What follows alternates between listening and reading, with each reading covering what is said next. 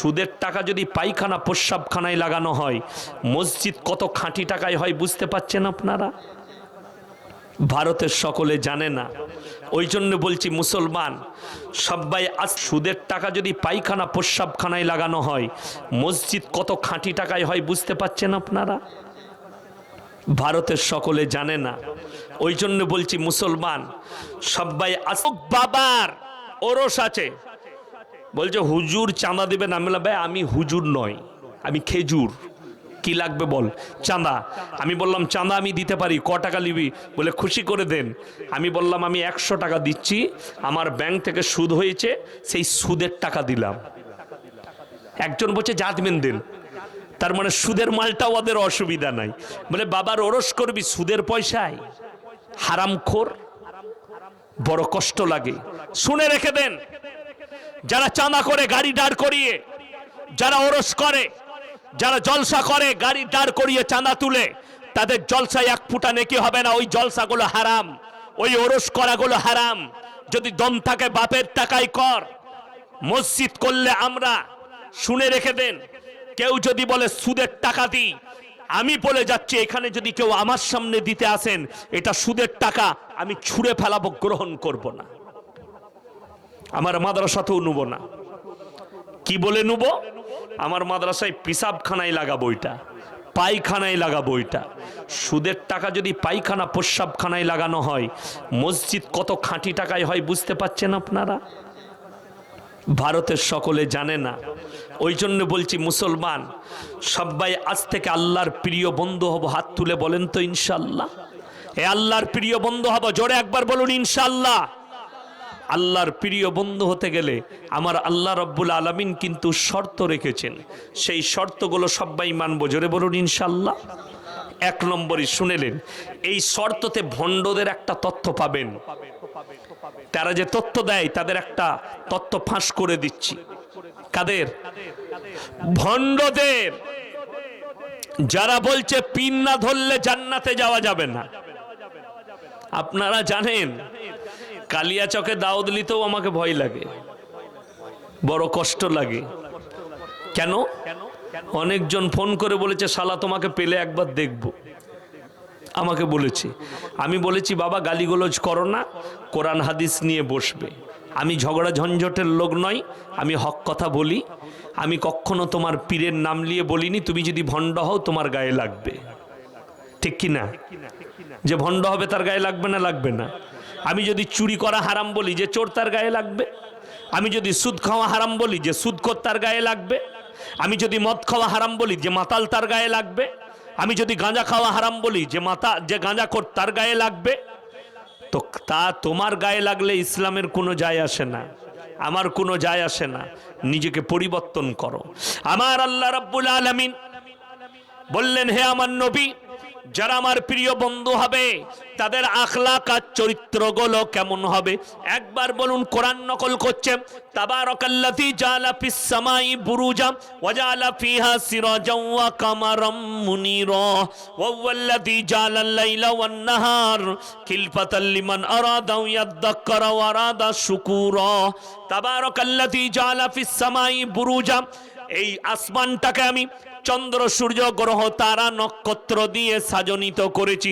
ওয়াল্লাযী জাআলাল লাইলা one Nahar, দিবা এবং রাত্রি আমি আল্লাহ সৃষ্টি করেছি। তার থেকে তোমরা জ্ঞান অর্জন করবে এবং আমার কৃতজ্ঞতা যাপন করবে, শুকর আদায় করবে।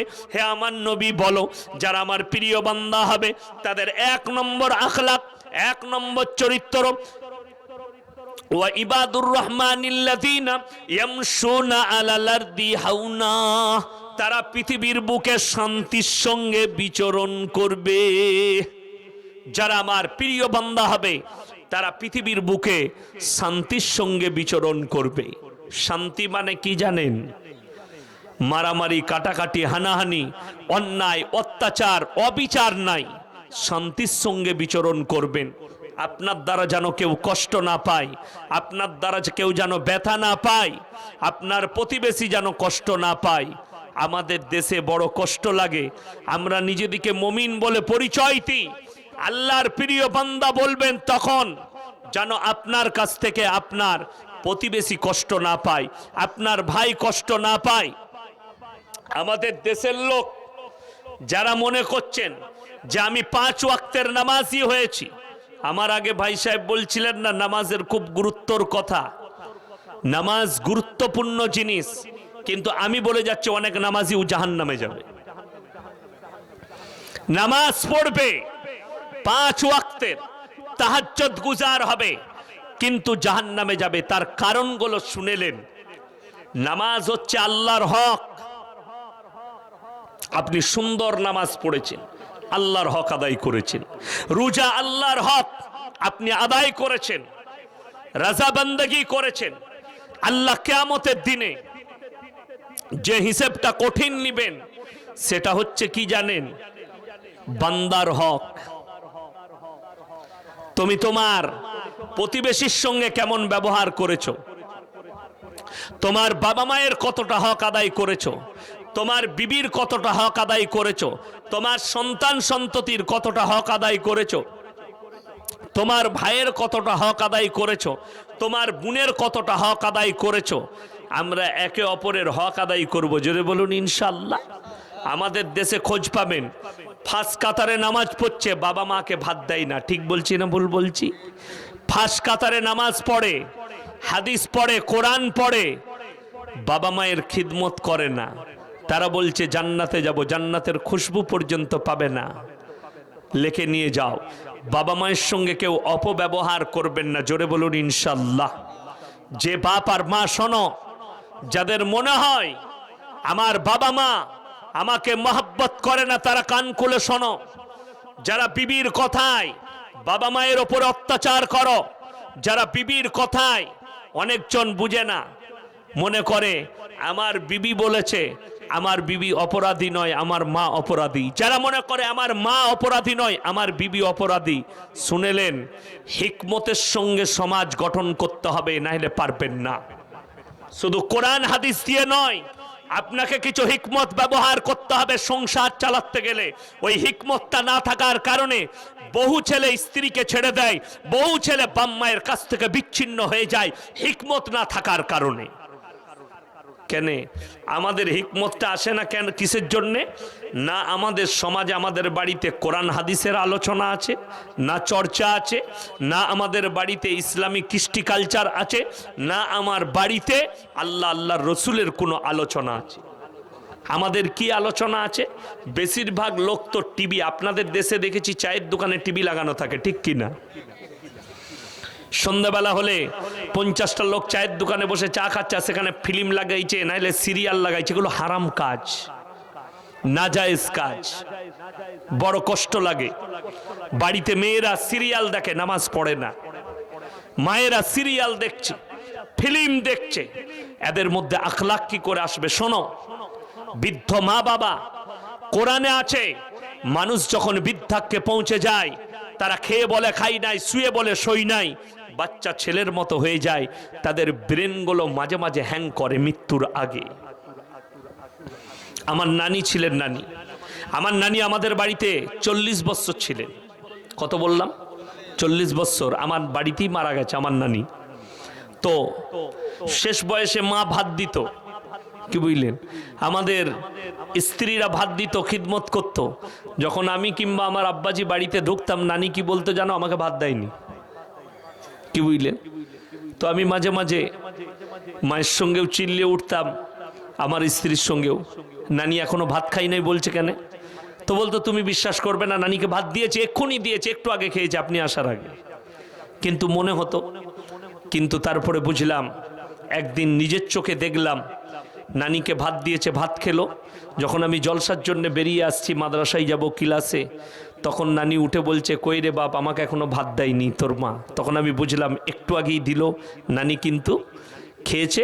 এটা মানুষের জন্য হয়। কোরআনের কথা মনে পড়ল, চোখের পানি এলো। আল্লাহ, এই হালতে আসার আগে তুমি আমাকে দুনিয়া থেকে তুলে নিও। বড় কষ্টের বিষয়।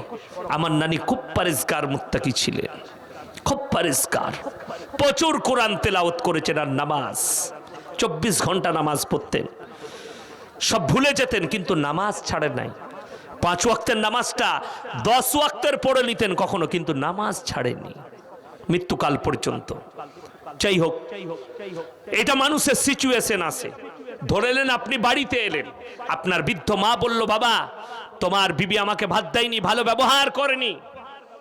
আপনি দেখলেন, আপনি বুঝতে পারছেন আপনার স্ত্রী খিদমত করেছে আপনার মায়ের, কিন্তু এটা বৃদ্ধ বয়সের একটা মনের খেলা, আল্লাহর তরফ থেকে হয়ে যায়। আপনি কি করবেন? স্ত্রীকে ফাঁকে ডেকে বলবেন, মায়ের সামনে তোমাকে দুটো কথা বলবো, তুমি রাগ করো না। মায়ের সামনে বলতে হবে, এরপরে জানো না শুনি আমার মায়ের জন্যে যে তুমি ভাত দাওনি, ঠিক মতো খেয়াল রাখবে। মা মনে মনে দোয়া দিবে, আল্লাহ আমার ছেলের মঙ্গল করো। ওরে বুকা মেয়ে, তোমার শাশুড়ি যদি তোমার স্বামীর জন্য দোয়া চাই, তা তোমারই মঙ্গল, ঠিক কি না? তোমার মঙ্গল জানবে।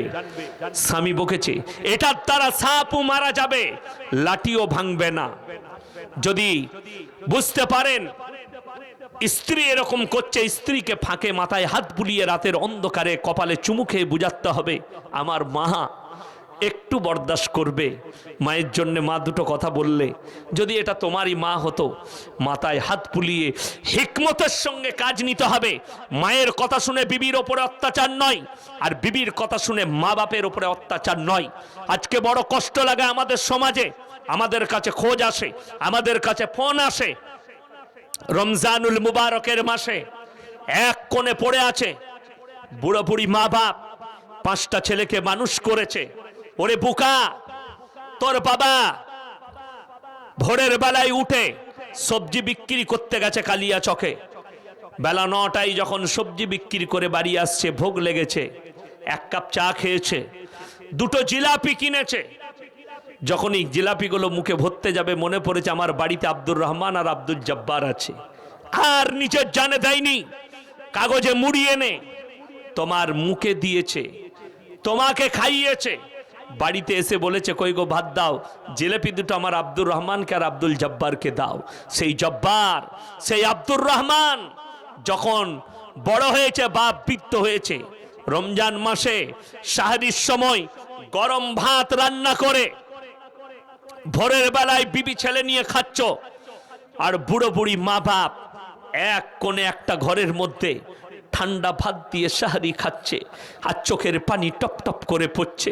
আমি 2টো সন্তানকে মানুষ করেছি, যারা আমার খেয়াল রাখে না, তারা গরম ভাত দিয়ে ভাত খায়। জেনে রেখে দাও, আল্লাহর কসম করে বলছি, কেউ যদি কাবা ঘরে নামাজ পড়ে আর মা বাপের সঙ্গে যদি এই ধরনের খারাপ ব্যবহার করে, তোমার নামাজ আল্লাহর বারগাহে কবুল হবে না। কাবা ঘরের গ্লাভস ধরে যদি কাঁদো আর তুমি যদি মনে করো পেরিয়ে যাব, আল্লাহর কসম পেরুবার রাস্তা পাবে না। আমার নবীজি তাদের দিকে তাকিয়ে দেখবেন না কিয়ামতের দিনে, আমার আল্লাহ রাব্বুল আলামিন তাদেরকে আযাবে মুবতালা করবে কিয়ামতের দিনে। তোমরা মা বাবার সঙ্গে খারাপ ব্যবহার করো না, কেউ করবো না, জোরে বলুন ইনশাআল্লাহ। আপনারা জানেন হযরতে মূসা নবীকে লালিত পালিত করেছে ফেরাউনের মতো বেঈমান কাফের। আল্লাহ বলেছে দাওয়াত দিতে যাও, কিন্তু শোনো, তুমি ফেরাউনকে দাওয়াত দিবে, বেঈমান বলতে পাবে না, কাফের বলতে পাবে না। আল্লাহ কি বলবো, কুলু কাউলা লাইয়িনা, নরম করে বলবে, বিনয়ী ভাবে বলবে, ভালোবেসে বলবে, যেহেতু সে তোমাকে বাপের মতো লালিত পালিত করেছে। জোরে বলুন সুবহানাল্লাহ। আর আপনার বাবা তো ঈমানদার, আপনার বাবা তো মুমিন। যারা মনে মনে ভাবেন আমার বাবা আমাকে 1 কাঠা জায়গা দেয়নি, আমি কি সেই বাবাকে ভাত দেবো? 100 বার দেবেন। আপনার বাবা আপনাকে কিচ্ছু দেয়নি, সে তার হিসাব তার আল্লাহকে দেবে। আপনার মা আপনাকে কিচ্ছু দেয়নি, আপনি আপনার হক আদায় করুন, আপনি নিজের হিসাব নিজে আল্লাহকে দেবেন। আর আপনার মা বাবা আপনার হিসাব নিজেকে আল্লাহকে দিবে। কেউ কারণ হিসেব কিয়ামতের দিনে দিবে বাবা? দিবে না। কোরআনে আছে, ইয়া আইয়ুহান নাসু তাকু রাব্বাকুম ওয়াখশাউ ইয়াওমান লা ইয়াজজি ওয়ালিদুন আন ওয়ালাদি ওয়ালা মাউলুদুন হুয়া জাজিন আন ওয়ালিদিহি শাইয়্যা। এটা উভয়ের জন্য কি উপদেশ। বাপ এবং বেটার, একটাও ধর্ষণকারী টিকবে না, একটাও চোর থাকবে না, একটাও ব্যভিচারী থাকবে না, একটা পরকীয়া থাকবে না। আপনি কি করে রুখবেন? ভারতের সরকার সুপ্রিম কোর্ট রায় দিয়েছে, পরকীয় লীগের এই ভারতের মাটিতে যে বাংলাদেশে মুসলিম মেয়েরা ন্যাংটো হয়ে আন্দোলন করে, যে আমরা স্বাধীনতা চাই, পাক স্বাধীনতা চাই, আমরা যা ইচ্ছা তাই পোশাক পরব, সেই দেশের উন্নতি কি করে হতে পারে? যে দেশে আলেমরা স্টেজের মধ্যে বেজ্জতি হয়, আলেম দিকে একটা সাধারণ লোক এসে বেজ্জতি করে, কেমন করে সেই দেশের উন্নতি হতে পারে? আপনারা ইমানদারির সঙ্গে বলুন তো। আমি আমার জীবনে 18টা বছর জলসা করছি, গোটা পশ্চিম বাংলা নয়, গোটা ভারতবর্ষ জুড়ে, তথা বোম্বাই, গুজরাট, তথা ত্রিপুরা, আসাম, মেঘালয়, আমি হায়দ্রাবাদে জলসা করেছি, ইন্দোরে জলসা করেছি। ইন্দোরে যখন জলসা করতে গেছি আমি প্রথমবার, তখন আমার নামে থানায় অভিযোগ হয়েছে, এই বক্তা ওহাবি বক্তা, এই বক্তা বাংলাদেশি বক্তা। আমার জন্য বাংলাদেশি তাকমা পর্যন্ত দিয়েছিল কারা? এক শ্রেণীর জিলাপি হুজুর। এই মালকে ইন্দোরের মাটিতে জলসা করতে দেওয়া যাবে না।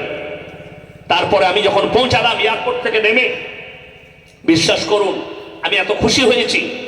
সেখানে আমার আধার কার্ড আমি হোয়াটসঅ্যাপে করেছিলাম, তারা দেখার পরে সেখানকার এসপি সাহেব তিনি অর্ডার দিয়েছিলেন জলসা হবে, আমার প্রশাসন দাঁড়িয়ে থাকবে। বিশ্বাস করুন আমি যখন জলসা করলাম 3 ঘন্টা 2.5 ঘন্টা বয়ান করেছি।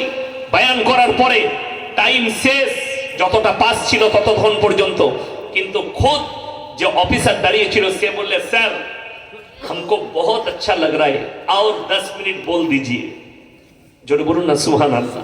আমি আরো 10 মিনিট বললাম, কিন্তু এতদিন পর্যন্ত বাংলার মাটিতে এত জলসা করেছি, কোন স্টেজে কোন নেতা আমাদেরকে সাহস হয়নি যে অপমান করে। ঠিক বললাম না ভুল বললাম? আমি রাজনীতির কথাও বলি, শুনেছেন না শুনেননি? আমি রাজনীতিবিদদের বিরুদ্ধেও বলি, সরকার অন্যায় করলে সরকারের বিরুদ্ধে বলি, কিন্তু আমি দেখতে পাই বাংলাদেশের মাটিতে বাংলাদেশের মানুষ জানে না ইয়াসিন সাহেব দাওয়াত নিয়েছিলাম এই বছরে, আমি কেন চাইনি? আমার কাছে লিখিত কাগজ লাগবে। আপনি স্টেজে ফুল ফর্মে কথা বলবেন, কারো বাপের হিম্মত হবে না।